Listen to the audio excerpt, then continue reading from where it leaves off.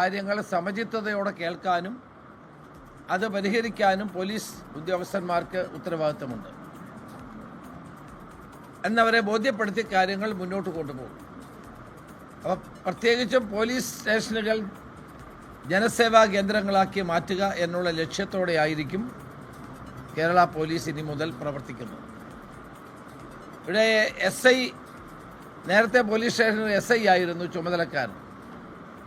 പിന്നീടത് മാറി CI ആയി മാറി. SIക്കുള്ള സ്റ്റേഷൻ്റെ അധികാരം നഷ്ടപ്പെട്ടിരുന്നു.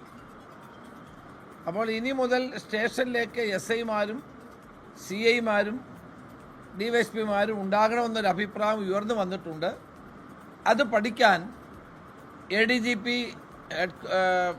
ഹെഡ്ക്വാർട്ടേഴ്സ് ഉൾപ്പെടെയുള്ള അദ്ദേഹത്തിൻ്റെ നേതൃത്വത്തിൽ ഒരു 5 അംഗ ടീമിനെ ഇന്ന് DGP നിയോഗിച്ചിട്ടുണ്ട്.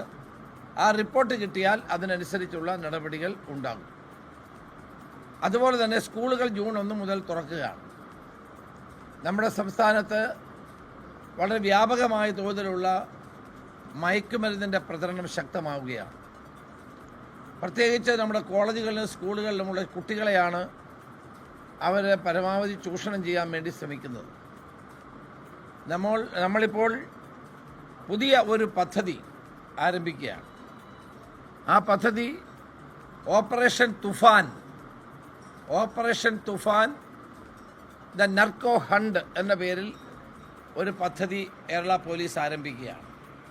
കേരളത്തിലെ മയക്കുമരുന്നിൻ്റെ വേര് അറക്കുക എന്നുള്ള ലക്ഷ്യത്തോടെ കേരള പോലീസ് വരും ദിവസങ്ങളിൽ അതിശക്തമായ ഓപ്പറേഷൻസ് ആരംഭിക്കാനുള്ള തീരുമാനമാണ് എടുത്തിരിക്കുന്നത്.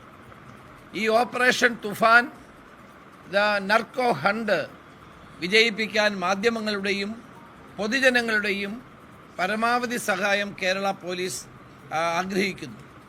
നിങ്ങളെല്ലാവരുടെയും സഹായം ഉണ്ടാകണം. നിങ്ങളുടെ ശ്രദ്ധയിൽ വരുന്ന ഏത് ഒരു വിവരവും തൊട്ടടുത്തുള്ള പോലീസ് സ്റ്റേഷനിൽ അറിയിച്ചാൽ അതിനനുസരിച്ചുള്ള ശക്തമായ നടപടി ഉണ്ടാകും. പ്രധാനമായും ഈ മയക്കുമരുന്ന് കേന്ദ്രങ്ങളുടെ ഉറവിടം കണ്ടെത്താനുള്ള പ്രവർത്തനങ്ങളായാണ് മുൻതൂക്കം നൽകുന്നത്. മയക്കുമരുന്ന് ഉപയോഗിക്കുന്നവർ, മയക്കുമരുന്ന് വിൽപ്പന നടത്തുന്നവർ, മയക്കുമരുന്നിൻ്റെ സോഴ്സ്, ഇത് പ്രചരിപ്പിക്കുന്ന ആളുകൾ, അവരെയെല്ലാം കേരള പോലീസ് നിരീക്ഷണത്തിലാക്കുകയും ശക്തമായ നടപടികളുമായി മുന്നോട്ട് പോവുകയും ചെയ്യും.